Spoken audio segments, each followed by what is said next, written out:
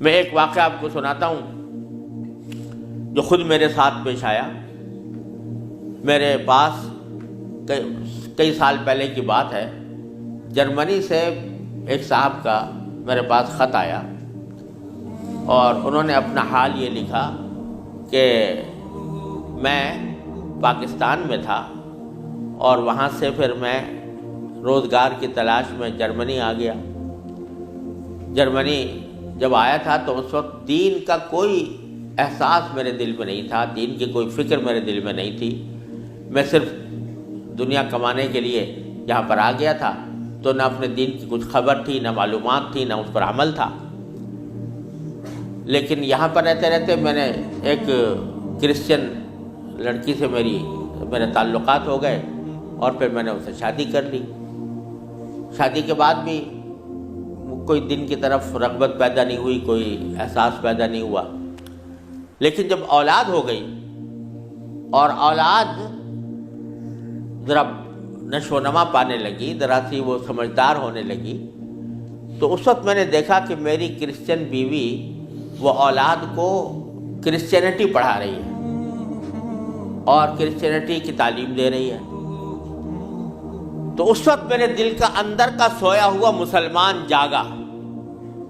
کہ یہ میری اولاد ہے اور یہ کرسچن بننے جا رہی ہے، میری بیوی اس کو کرسچینٹی پڑھا رہی ہے۔ تو میں نے اپنی بیوی سے کہا کہ تم اس کو یہ کرسچینٹی مت پڑھاؤ۔ بیوی نے کہا میں کیوں نہ پڑھاؤں، یہ میری بھی اولاد ہے اور میں اس کو حق سمجھتی ہوں، تو اپنی اولاد کو بھی ویسے ہی بنانا چاہتی ہوں۔ میں نے کہا نہیں، کرسچینٹی حق نہیں ہے، اسلام برحق ہے۔ تو اس نے کہا مجھے ثابت کرو کہ کیوں برحق ہے اسلام اور کرسچینٹی میں کیا خرابی ہے۔ تو اب میرے پاس علم تو تھا نہیں، مجھے اپنے دین کا بھی پتہ نہیں تھا، کرسچینٹی کا بھی پتہ نہیں تھا، لہذا جب وہ بات کرتی تو میں اس کا جواب دینے کے لیے کی پوزیشن میں نہیں تھا، اس کے سوالات کا جواب نہیں دے سکتا تھا، اس کے اعتراضات کا جواب نہیں دے سکتا تھا۔ تو میں اس مشکل میں ہوں کہ میری اولاد وہ میری بیوی کی تعلیم و تربیت کے نتیجے میں کرسچن بننے جا رہی ہے اور میرے دل پر آرے چل رہے ہیں، میں کچھ کر نہیں سکتا۔ تو آپ مجھے کوئی طریقہ بتائیے۔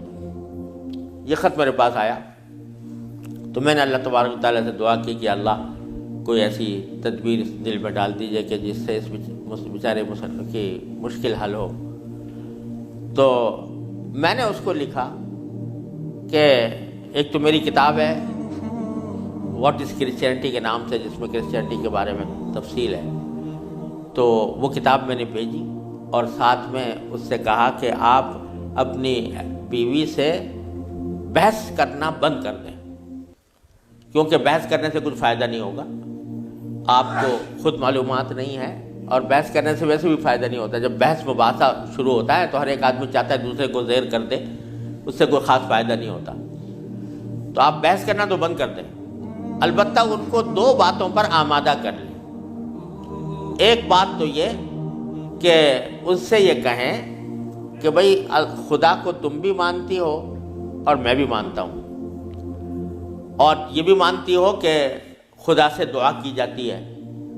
تو آؤ ہم دونوں بیٹھ کر یہ دعا کریں، اکٹھے بیٹھ کر یہ دعا کریں کہ یا اللہ اگر اسلام برحق ہے تو ہمارا سینہ اسلام کے لیے کھول دیجئے، اس پر عمل کی توفیق عطا فرمائیے، اور اگر کرسچینٹی برحق ہے تو پھر کرسچینٹی کے اوپر ہمارا دل کو مطمئن کر دیجئے۔ دونوں مل کے یہ دعا کیا کریں۔ ایک تو اس بات پر اس کو آمادہ کریں، دوسرے اس بات پر آمادہ کریں میں کتاب بھیج رہا ہوں کہ وہ کتاب کا مطالعہ کر لیں۔ میں نے یہ لکھ تو دیا، اللہ تعالیٰ سے دعا بھی کی کہ اللہ میں نے لکھ تو دیا ہے، اس کو مؤثر و مفید بنا دیجئے۔ کچھ عرصے کے بعد اس ساتھی کا خط آیا، اس نے لکھا کہ الحمدللہ میری بیوی نے آپ کی دونوں باتیں تو مان لی ہیں اور کہا کہ یہ دعا بھی کروں گی اور یہ کتاب بھی پڑھوں گی، لیکن ابھی کوئی فرق نہیں آیا، معاملہ کیوں کا توں ہے۔ تو میں نے پھر ان کو خط لکھا کہ آپ گھبرائیں نہیں اور اس عمل کو جاری رکھیں، دعا کرتے رہیں، تو گھبرائیں نہیں۔ اس کے کچھ عرصے کے بعد ان کا خط آیا میرے پاس،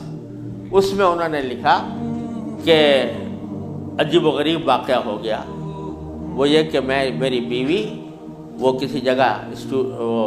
کوئی ڈگری کورس کر رہی تھی، اس سلسلے میں یونیورسٹی گئی،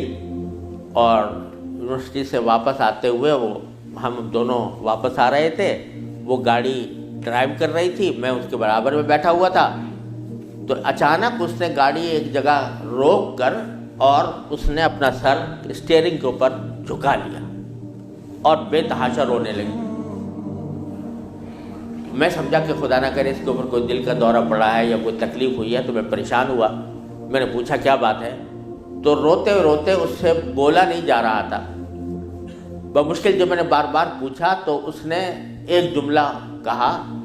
کہ میں اور کوئی تکلیف نہیں ہے، بس مجھے تم مسلمان بنا، اسلام میں قبول کرنا چاہتی ہوں۔ کہتے مجھے اپنے کانوں پر اعتبار نہیں آیا کہ یہ وہی عورت ہے کہ جو اتنی شدت کے ساتھ مجھ سے بحث کیا کرتی تھی، اور اب یہ کریے کہ میں نے کیا کہا، تو بار بار میں نے اس سے پوچھا تو اس نے کہا کہ نہیں، میں سچ کہہ رہی ہوں کہ مجھے مسلمان ہونا ہے، تو مجھے کہیں لے جا کر مجھے مسلمان بناؤ۔ میں پھر اس کو فوراً اسلامی سینٹر میں لے گیا، وہاں جا کے اس نے کلمہ شہادت پڑھا، مسلمان ہوئی، اور اس نے خط میں لکھا تھا کہ یہ اتفاق سے یہ دن رمضان کا تھا، اور آج پہلا موقع ہے کہ ہم دونوں نے سحری میں اٹھ کر ہم دونوں نے اکٹھا روزہ رکھا ہے، اور آپ کو خط لکھ رہے ہیں، اور دوسرا خط میری بیوی کی طرف سے ہے۔ تو دوسرا خط اس کے ساتھ تھا اس کی بیوی کی طرف سے، اور اس نے مجھے لکھا تھا کہ میں آپ کا شکریہ ادا کرتی ہوں کہ آپ نے مجھے ایک ایسا طریقہ بتایا جس کے ذریعے اللہ تبارک و تعالیٰ نے مجھے ہدایت عطا فرمائی۔ تو یہ میرے خود اپنے ساتھ پیش آیا ہوا واقعہ ہے۔ اللہ تعالیٰ سے اگر ہدایت مانگی جاتی ہے وہ دعا رد نہیں ہوتی۔ یعنی بہت سی دعائیں جو ہم دنیا کے لیے مانگتے ہیں کہ یا اللہ ہمارا روزگار لگ جائے، ہماری دولت میں اضافہ ہو جائے، اس میں ضروری نہیں کہ اللہ تبارک و تعالیٰ وہی چیز دے دیں جو آپ نے مانگی ہے، اس لیے کہ بعض اوقات اللہ تعالیٰ کے علم میں ہوتا ہے کہ یہ چیز اس کو دیں گے تو اس کے لیے نقصان دہ ہوگی، کوئی اور چیز دے دیتے ہیں، اس سے اچھی چیز دے دیتے ہیں۔ بعض مرتبہ آدمی مانگتا ہے کہ مجھے میری دولت میں اضافہ ہو جائے، لیکن اللہ تعالیٰ جانتے ہیں کہ اس کی دولت میں اضافہ ہوگا تو پتہ نہیں یہ کس وادی میں جا کے گرے گا، لہذا وہ نہیں دیتے اس کو، لیکن دعا کا ثواب اس کو دے دیتے ہیں۔ اسی طریقے سے بعض اوقات دنیا کے بارے میں اگر یہ ہو کہ بھئی یا اللہ میاں مجھے محسن فرض کرو کہ بیمار ہے تو شفا مل جائے، تو بیماری کے اندر بعض اوقات اللہ تعالیٰ جانتے ہیں کہ اس کا بیمار رہنا ہی اس کے حق میں زیادہ فائدہ مند ہے، تو وہ بعینی ہی وہ چیز نہیں دیتے لیکن اس سے اچھی چیز عطا فرما دیتے ہیں۔ یہ اللہ تبارک و تعالیٰ کی سنت ہے دنیاوی چیزوں کے بارے میں۔ لیکن اگر کوئی ہدایت مانگے سچے دل سے، یا اللہ مجھے ہدایت دے دے، یا اللہ مجھے سیدھے راستے پر چلنے کی توفیق دے دے، یا اللہ میری اولاد کو سیدھے راستے پر چلنے کی توفیق دے دے، تو یہ دعا رد نہیں ہوتی، اور یہ دعا ضرور قبول ہوتی ہے بشرطے کہ مانگنے والا ہو، سچے دل سے مانگے، خشوع کے ساتھ مانگے، اللہ تعالیٰ سے مانگنے کے انداز میں مانگے، تو اللہ تبارک و تعالیٰ وہ دعا رد نہیں فرماتے۔ بلکہ میرے شیخ حضرت عارفی رحمۃ اللہ علیہ فرمایا کرتے تھے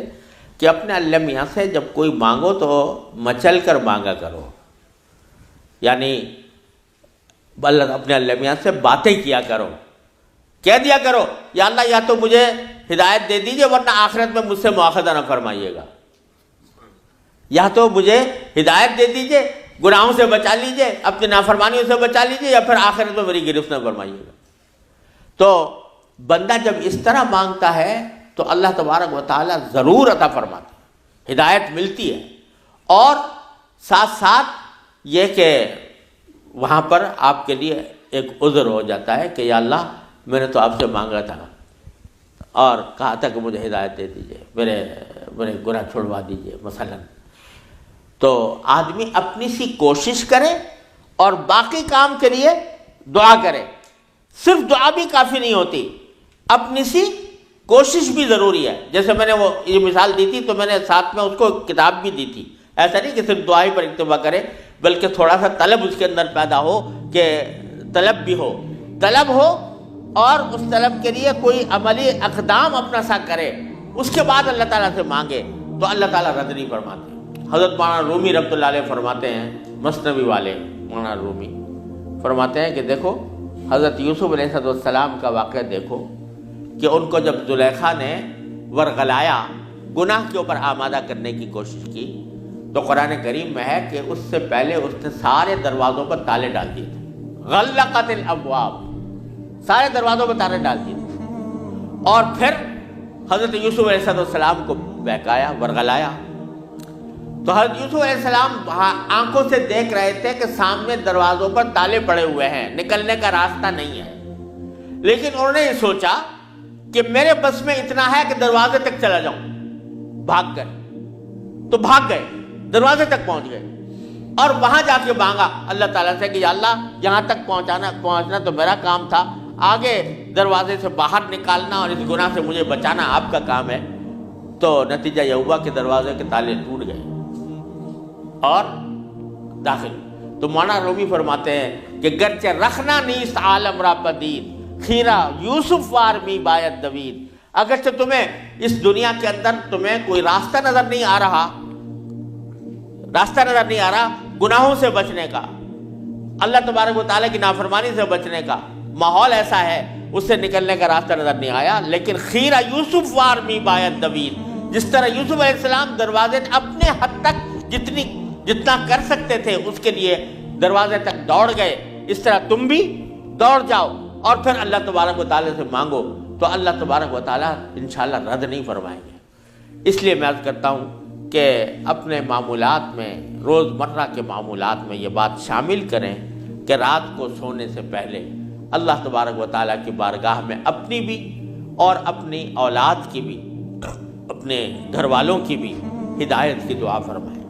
اللہ یا اللہ اپنے رحمت سے ہم چاہتے ہیں کہ ایسا کریں، اپنی طرف سے کوشش بھی کر رہے ہیں، یا اللہ اپنے فضل و کرم سے اپنے رحمت سے اس کوشش کو کامیاب بنا دیجئے